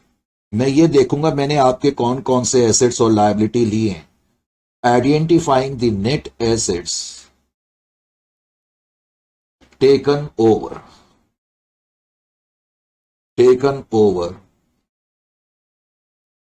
by acquirer, taken over of acquiree by acquirer लिखो। ऑफ एक्वायरी, एक्वायरी कंपनी मतलब जिसका कंट्रोल तुमने हासिल करा है।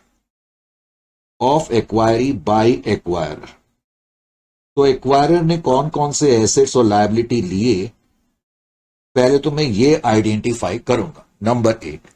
नंबर 2, उसके बाद क्या मेन पॉइंट है, all assets and liability, all assets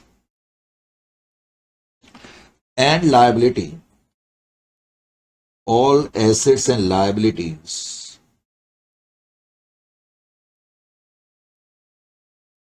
of the acquiring company,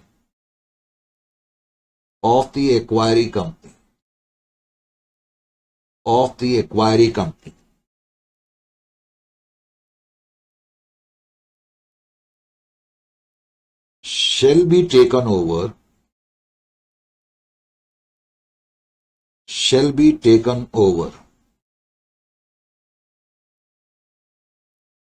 at fair value। ये इंपॉर्टेंट पॉइंट है, यानी कि जो एक्वायरी कंपनी के एसेट्स और लायबिलिटी आप टेक ओवर करोगे वो फेयर वैल्यू पे करोगे on the date of acquisition, ये इंपॉर्टेंट पॉइंट है, करेक्ट। फिर नेक्स्ट पॉइंट है,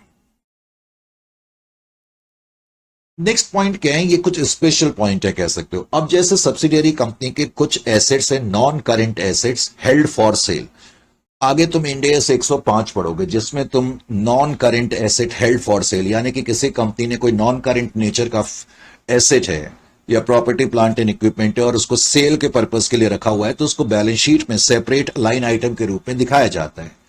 तो अगर एक्वायरी कंपनी का कोई non current asset held for cell है उसको भी तुम लोगे, लेकिन उसको जो लिया जाता है fair value less cost to sell पे लिया जाता है, क्योंकि इंड AS 105 ऐसा कहता है। तो नेक्स्ट पॉइंट यही है, non current assets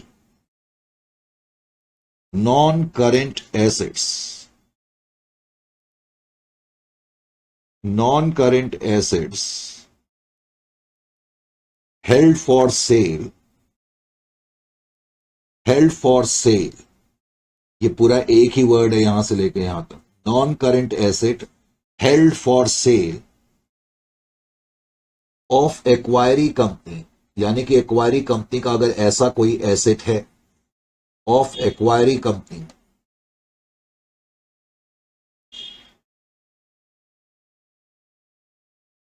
shell be taken over, उसको भी आप लेंगे shall be taken over, shall be taken over, लेकिन उसको जो लिया जाएगा shall be taken over at, shall be taken over at fair value less cost to sell.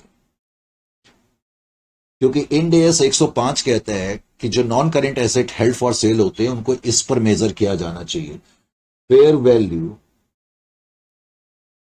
Less cost to sell, less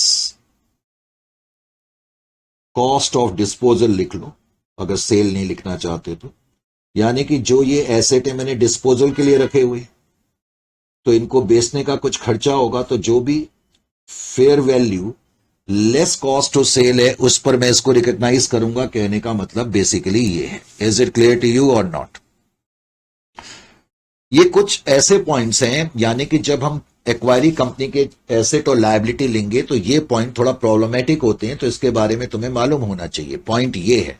इसी तरीके से अगर एक्वायरी कंपनी के कुछ इंटेंजिबल एसेट्स हैं, एक्वायरी कंपनी के कुछ इंटेंजिबल एसेट हैं और वो रिकग्नाइजेशन क्राइटेरिया को मीट करते हैं इंड एस 38 के हिसाब से, लेकिन एक्वायरी कंपनी ने उनको रिकॉर्ड करके नहीं रखा हुआ है, मान लेते किसी कारण से उन्हें रिकॉर्ड करके नहीं रखा हुआ है, तो फिर भी हम फिर भी उनको टेक ओवर करेंगे और रिकॉग्नाइज करेंगे at fair value on the date of acquisition को।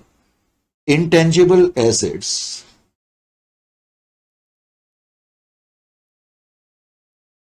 intangible assets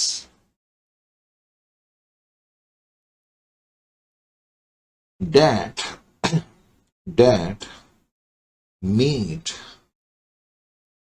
recognition, that meet recognition, sorry, criteria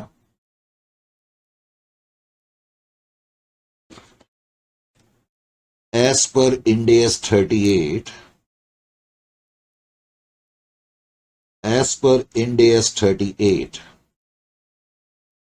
but not recorded by acquiring company, but not recorded by acquiring company,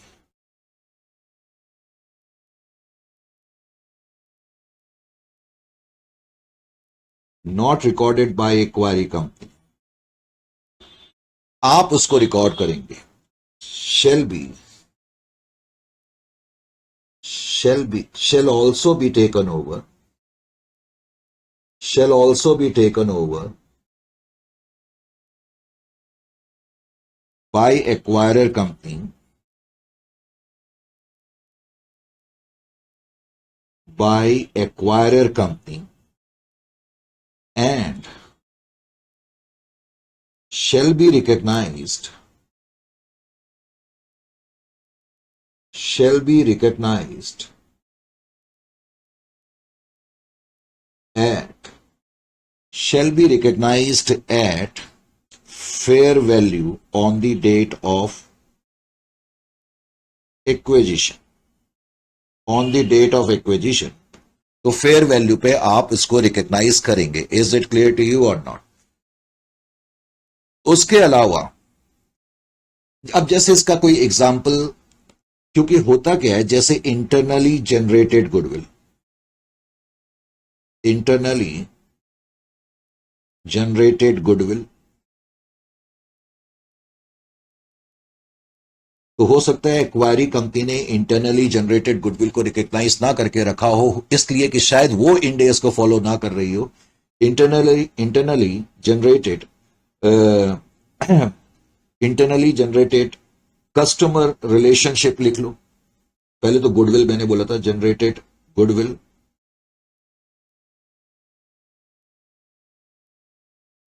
patents,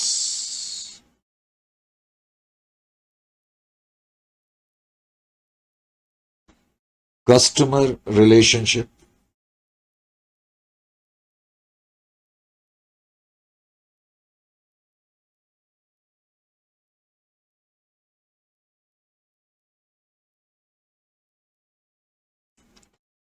etcetera. उसके अलावा कितने point हो गए? उसके अलावा next point आप लिखें, होता क्या है प्रैक्टिकल लाइफ में, मैं किसी कंपनी को टेक ओवर कर रहा हूं, अगर उस कंपनी की कोई कंटिजेंट लायबिलिटी है तो लॉजिकली मैं उसको टेक ओवर नहीं करूंगा। लेकिन इंड एस 103 कहता है कि अगर सामने वाली कंपनी की कोई कंटिजेंट लायबिलिटी है, एक्वायरी कंपनी की कोई कंटिजेंट लायबिलिटी है, तो तुम उसको टेक ओवर करोगे, चाहे probability of outflow of funds हो या ना हो, तुमने उसको टेक ओवर करना है, रिकग्नाइज करना है, और रिकग्नाइज करोगे फेयर वैल्यू पे। Contingent liability,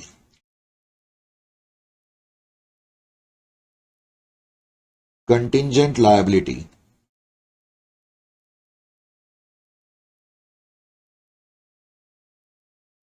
of acquiry, contingent liability of acquiry shall also be taken over, उसको भी हम लेंगे, shall also be taken over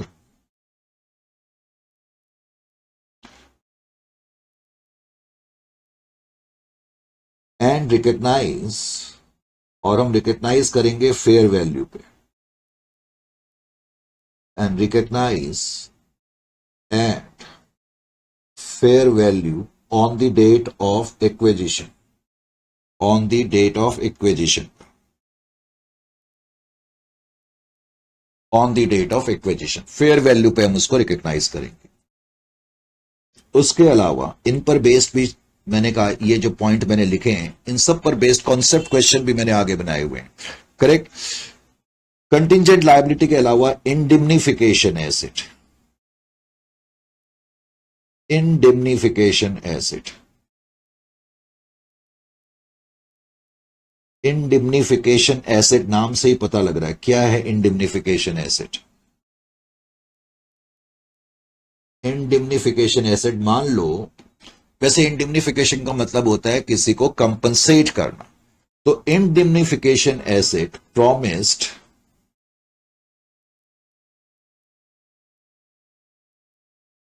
bye acquiree company, इसका क्या मतलब है मैं अभी बताता हूं। By acquiree company,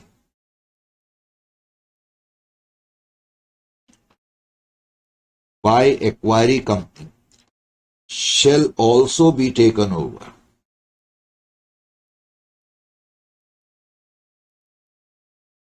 shall also be taken over, shall also be taken over, correct, shall also be taken over. However,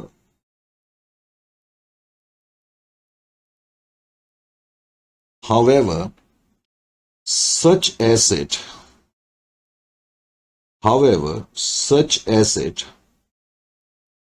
cannot be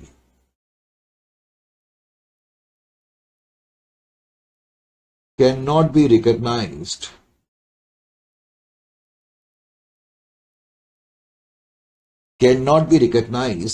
at a value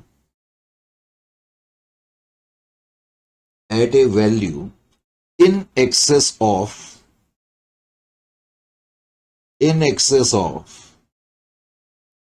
contingent liability. यहां CL जो है कंटिजेंट लायबिलिटी है, तुम पूरा लिख लेना।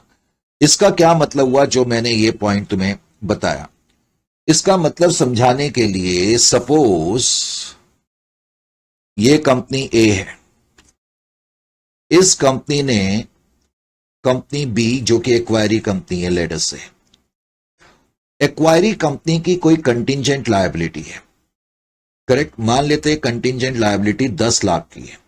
देखो ये कंटिजेंट लायबिलिटी है, इसका मतलब ये बैलेंस शीट के अंदर, फाइनेंशियल स्टेटमेंट के अंदर नहीं दिखाई गई है।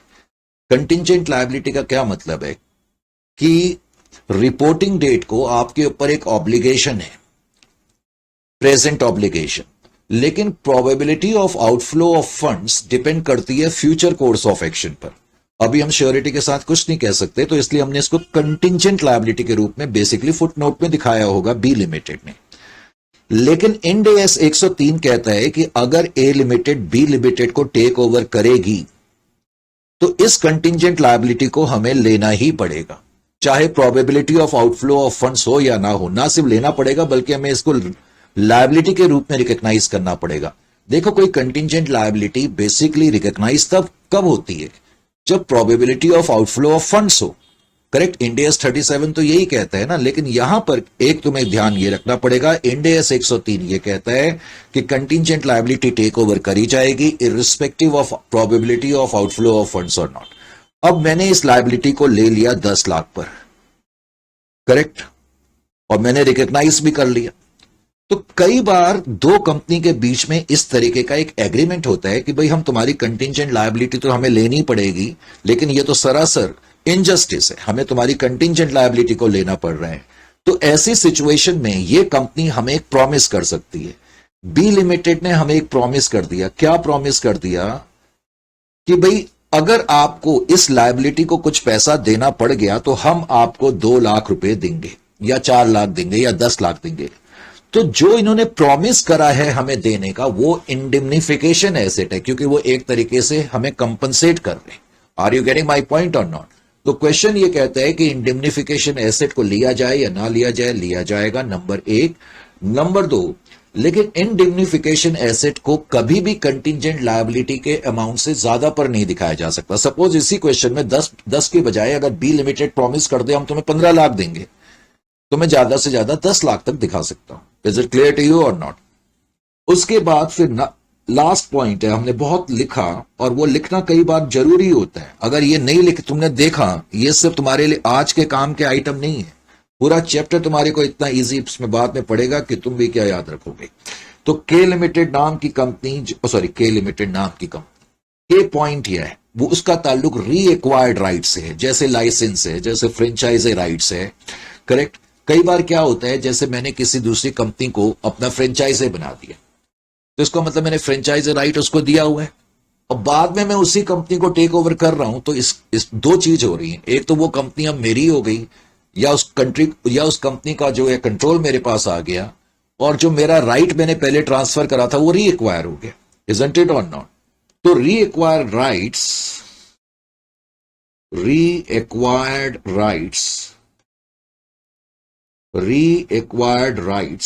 just wait.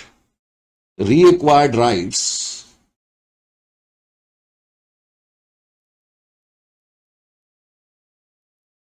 like licenses, franchisee rights,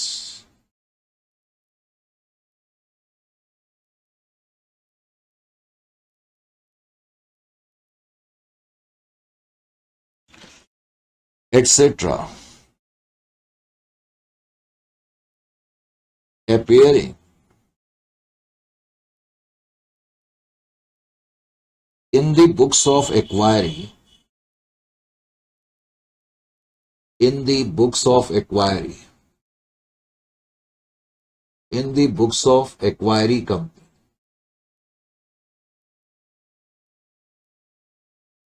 in the books of acquiry company, comma, shall also be taken over,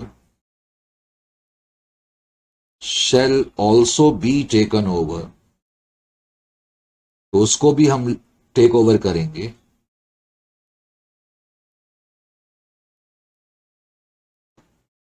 eight fair value on the date of acquisition. तो डेट ऑफ एक्विजिशन को जो भी फेयर वैल्यू होगी उस value पर हम उसको take over करेंगे। करेक्ट। तो इस तरह हम सारे एसेट और लायबिलिटी को टेक ओवर करेंगे। एसेट और लायबिलिटीज को टेक ओवर करने के बाद, यानी कि सबसे पहले तो मेन चीज है डेट ऑफ कंट्रोल।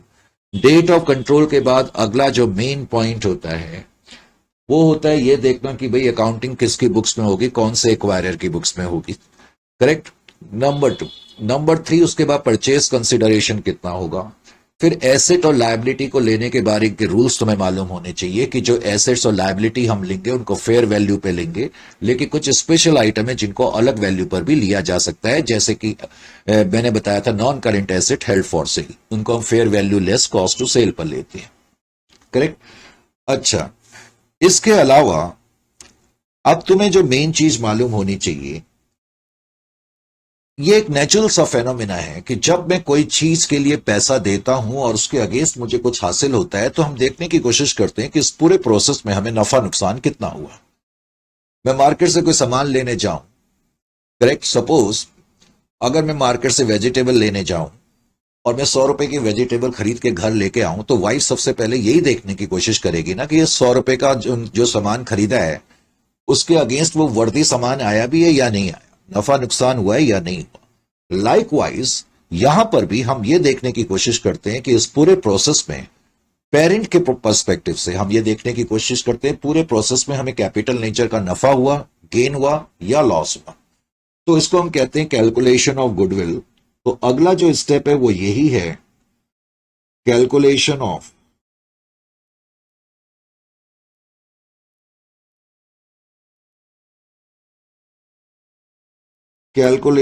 गुडविल और गुडविल और gain on bargain purchase, gain on bargain purchase, gain on bargain purchase, ये अगला स्टेप है। और ये स्टेप कोई मुश्किल नहीं है। ये देखने के लिए तुम्हें क्या करना पड़ेगा, गुडविल कंप्यूट करने के लिए बहुत ही सिंपल सा तरीका है। तुम ये देखोगे on the date of acquisition के दिन, जो acquiree company on the date of acquisition के दिन उनके जो नेट एसेट्स हैं उनकी कितनी फेयर वैल्यू है। तो सबसे पहले तो तुम क्या लिखोगे इसके अंदर, fair value of net assets. Net assets को इक्विटी भी कहा जाता है। Fair value of net assets of acquiree company,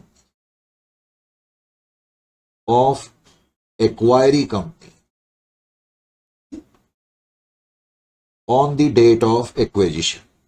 तो on the date of acquisition के दिन, जिस दिन हमने कंट्रोल हासिल करा, उस दिन एक्वायरी कंपनी के जो नेट एसेट्स थे उनकी जो फेयर वैल्यू थी वो कितनी है, हम ये देखेंगे।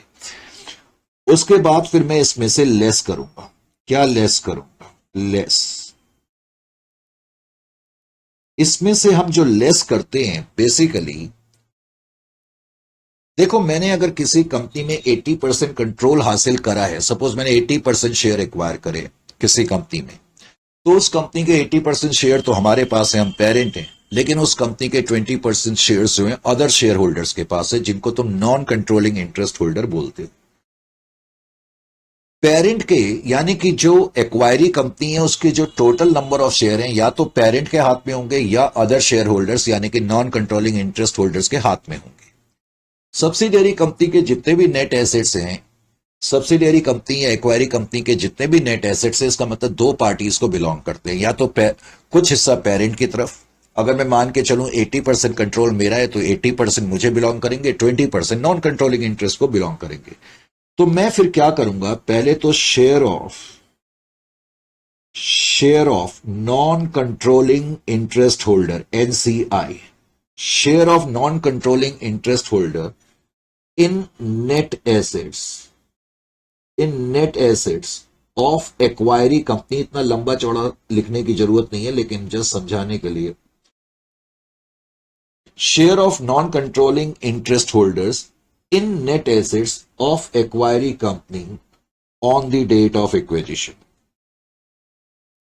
On the date of acquisition के दिन, on the date of acquisition के दिन जितने भी सब्सिडियरी, मैं सब्सिडियरी कहूं तो उसका मतलब एक्वायरी कंपनी या सब्सिडियरी कंपनी के जितने भी नेट एसेट्स हैं उसमें 20% हिस्सा इनको बिलोंग करेगा, तो इनका हिस्सा हम हटा देंगे। अब जो बच जाएगा, जो ये बच गया, वो क्या शो करेगा, बैलेंस। अब बैलेंस क्या शो करेगा, बैलेंस शो करेगा पेरेंट्स शेयर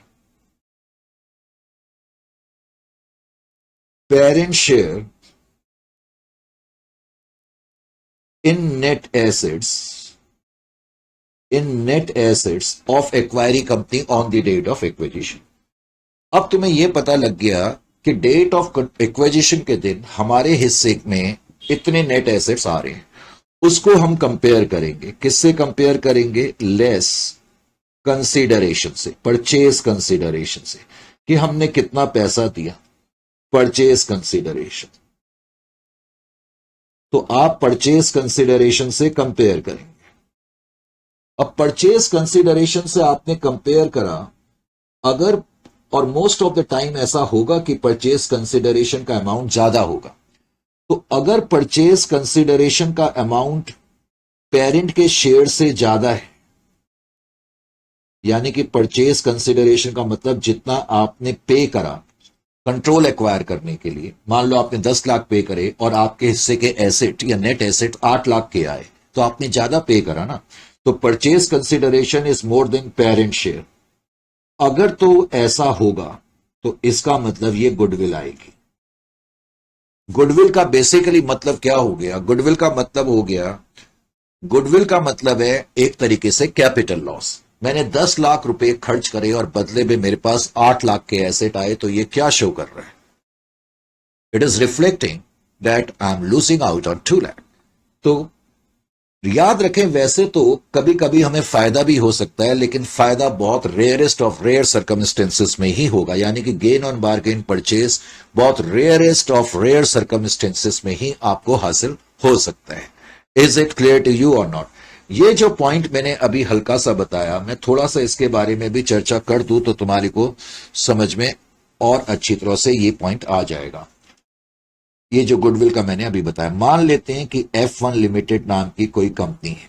कौन सी कंपनी है? F1 लिमिटेड नाम की कोई कंपनी है। F1 नाम की कंपनी ने, हम मान लेते हैं F2 लिमिटेड में 80% शेयर्स एक्वायर करें, 80% शेयर एक्वायर करें, करेक्ट? F1 ने 80% शेयर इस कंपनी के एक्वायर करे सिंप्लिसिटी के लिए, और मान लेते हैं कि हमने इस तारीख को एक्वायर करे, तो ये डेट ऑफ, कोई भी डेट मान लो, इस तारीख को हमने एक्वायर करा, ठीक है? This is your date of acquisition. Date of acquisition के दिन आपने शेयर्स तो एक्वायर करे, कुछ अमाउंट भी तो पे करा होगा। मान लेते हैं कि आपने कंसीडरेशन जो पे करा, कंसीडरेशन सिंप्लिसिटी के लिए 9 लाख रुपए का आपने कंसीडरेशन पे करा है, करेक्ट? डेट ऑफ एक्विजिशन के दिन, डेट ऑफ एक्विजिशन के दिन हम मान लेते हैं कि जो F2 लिमिटेड नाम की कंपनी है, इसके जो नेट एसेट्स हैं, इसके जो नेट एसेट्स हैं, F2 लिमिटेड के नेट एसेट्स में ईयर के एंड की बात नहीं कर रहा हूं, on the date of control की बात कर रहा हूं। जो नेट एसेट्स है on the date of control को, उनकी जो फेयर वैल्यू है, सिंप्लिसिटी के लिए मान लेते हैं 7 लाख रुपए की है, 7 लाख रुपए की। अब अगर मैं आपको कहूं कि आप मुझे इस केस में गुडविल कंप्यूट करके दिखाएं, तो आप मुझे कैसे कंप्यूट करके दिखाओगे? बड़ी 2 मिनट में आप मुझे गुडविल कंप्यूट करके दिखा सकते हैं, लेकिन थोड़ा सा प्रेजेंटेशन। होता क्या है कि बच्चे 99%, अभी मैं पढ़ रहा था, they lose out on marks because of lack of presentation. Presentation नहीं होने से बड़ी प्रॉब्लम बच्चों को होती है। कई लोग समझ तो जाते हैं, लेकिन प्रेजेंटेशन से सारी उनकी परफॉर्मेंस खराब हो जाती है। सबसे पहले तो आप हमेशा क्या करें, इस तरह से लिखें, 100% ऑफ नीफा। नीफा का मतलब net fair value of identifiable asset, correct? या इसको आप इस तरह लिख ले, पहले अभी पहला क्वेश्चन में ज्यादा शॉर्ट फॉर्म यूज नहीं करना चाहता, तो 100% of fair value of net assets. अभी आप पहले ऐसे लिख लें, net assets of acquiree company जो कि F2 है, on the date of control, on the date of acquisition. On the date of acquisition को फेयर वैल्यू जो है नेट एसेट्स की 7 लाख है, पूरी 100% वैल्यू आपने लिखी। अब उसमें से आप लेस करेंगे, लेस क्या करेंगे? B, share of NCI, share of NCI. NCI का क्या शेयर होगा? तुम्हारे पास 80% इंटरेस्ट है तो 20% इंटरेस्ट तो एनसीआई के पास होगा, तो 20% ऑफ 7 लाख, इसका मतलब 1,40,000 के नेट एसेट्स जो हैं वो एनसीआई को बिलोंग करते हैं। अब इसको मैं माइनस कर दूं तो ये क्या आ गया, 5,60,000। ये 5,60,000 क्या दिखा रहे हैं, ये दिखा रहा है parent's share. Parent share, parent कौन है, F1 है। Parent share in fair value of net assets of F2 on the date of acquisition. अब मैंने कहा इसको हम कंपेयर करेंगे कंसीडरेशन से। कंसीडरेशन का अमाउंट कितना है इस केस में, 9 लाख है। क्या कंसीडरेशन का अमाउंट ज्यादा है, सर बहुत ज्यादा है, राइट। अगर बहुत ज्यादा है तो गुडविल भी बहुत ज्यादा होगी। गुडविल कैपिटल नेचर का लॉस है, इस बात को समझने की कोशिश करो। तो इस केस में 3,40,000 गुडविल आ गई। तो इस तरीके से हमें बढ़ना है। तो ये हमने ओवरव्यू लिया, करेक्ट। तकरीबन हमने अब तकरीबन क्या बहुत सारे क्वेश्चंस हमने डाले हुए हैं, नियरली 60 से 70 क्वेश्चंस, मोस्टली जब इन क्लास ही करते हैं। तो ठीक है, फिर आपसे मेरी मुलाकात होगी नेक्स्ट सेशन में। उम्मीद है ये सेशन आपको पसंद आया होगा। तो till then it's time to say good bye.